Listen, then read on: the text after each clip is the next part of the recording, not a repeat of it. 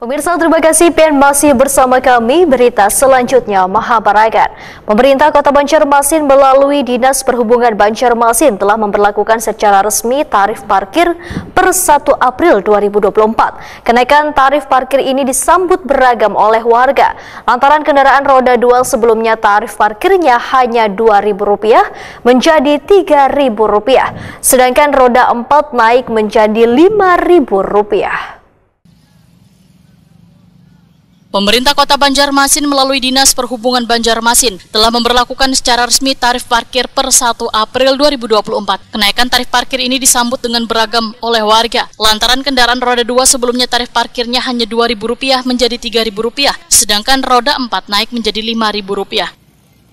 Wakil Ketua Komisi 2 DPRD Banjarmasin Bambang Yanto Pramono, Waitakoni Prima TV jelang tengah hari Senin 1 April 2024 memedahkan kenaikan tarif parkir tersebut seharusnya diberlakukan mulai 5 Januari 2024 lalu. Tapi Dinas Perhubungan Banjarmasin diminta untuk mensosialisasikannya terlebih dahulu hingga baru diberlakukan di awal April 2024. Seperti uraian pertama perda diberlakukan disahkan mulai tahun 2020. Kita ada pembicaraan dengan dinas terkait untuk melakukan sosialisasi selama 3 bulan. Semestinya masyarakat hampir seluruh lapisan sudah mengetahui, karena waktu 3 bulan itu untuk wilayah luas Kota Banjarmasin ini kan sudah cukup lah.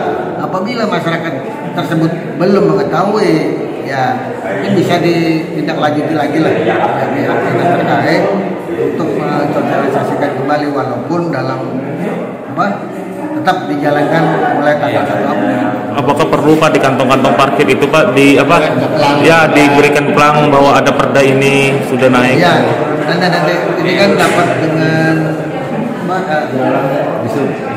di shop ini kita agendakan lah waktunya dalam bulan ini saya segera mungkin supaya memberikan seperti gambaran tadi yang ada pelang, ada kenaikan kita melakukan mulai tanggal ini sesuai perda nomor ini. Politisi Partai Demokrat ini pun menyatakan kenaikan tarif parkir ini dinilai kada begitu memberatkan karena setelah 15 tahun baru ada kenaikan sebesar Rp1.000.